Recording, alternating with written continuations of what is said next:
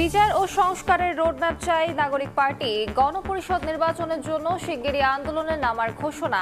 দেশ বাঁচাতে দ্রুত জনগণের সরকার প্রতিষ্ঠার দাবি বিএনপির। প্রবাসীরা দিতে পারবেন প্রক্সি ভোট, নতুন দল নিবন্ধনে বিজ্ঞপ্তি জারি। ডিসেম্বরে ভোটের আশা সিইসির। সুষ্ঠু ও অংশগ্রহণমূলক নির্বাচনে সহযোগিতা করতে চায় যুক্তরাজ্য। প্লট জালিয়াতির মামলায় হাসিনা পরিবারের বিরুদ্ধে চার্জশিট। যুক্তরাজ্য সহ বিভিন্ন দেশে বিপুল সম্পদের খোঁজ। পাচারের অর্থ ফেরাতে দ্রুতই নতুন আইন।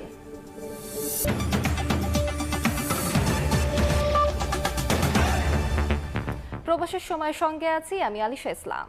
জুলাই হত্যার বিচার ও সংস্কারের রোডম্যাপ দিতে অন্তর্বর্তী সরকারের প্রতি আহ্বান জানিয়েছে জাতীয় নাগরিক পার্টি। জুলাই আন্দোলনে শহীদ পরিবারের সদস্য ও আহতদের সম্মানে ইফতার অনুষ্ঠানে এই আহ্বান জানান দলটির আহ্বায়ক নাহিদ ইসলাম।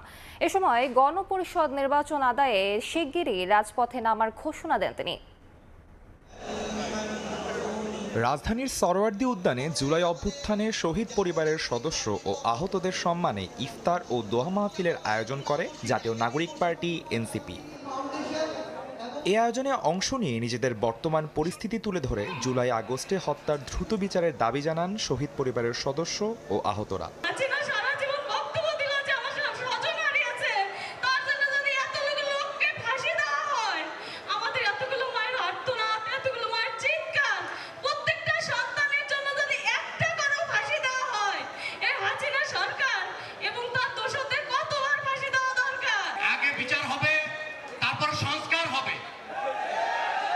এই বাংলাদেশ সংস্কার না হইলে আমরা আবার আরেকটা 24 হয়তো সামনে অপেক্ষা করতেছে। এনসিপির সদস্য সচিব বলেন, শুধু নির্বাচন দিয়ে জনগণকে শান্ত করা যাবে না।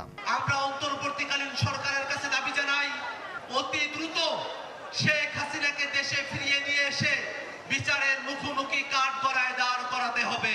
কোন প্রকার ছলছাতুরির মধ্য দিয়ে, শুধুমাত্র নির্বাচনের আলাপের মধ্য দিয়ে সংস্কার এবং বিচারের যে দাবি, সেই দাবি থেকে জনতাকে পিছুপা করে রাখা সম্ভব নয়। বিচার ও সংস্কারের রোডম্যাপ এবং গণপরিষদ নির্বাচনের দাবিতে শিগগিরই রাজপথে নামার ঘোষণা দেন এনসিপির আহ্বায়ক। বিচার ও সংস্কারের প্রতি ঐক্যমত পোষণ করুন। নির্বাচন আমরা আপনাদেরকে করে দিতে সহায়তা করব। বাংলাদেশের রাজনৈতিক দলগুলোকে, সরকারকে পরিষ্কার করতে হবে আওয়ামী লীগের ফয়সালা কি হবে। বাংলাদেশে আর আওয়ামী লীগের রাজনীতিকে, এই ফ্যাসিস্ট রাজনীতির আর কোনো জায়গা হবে না।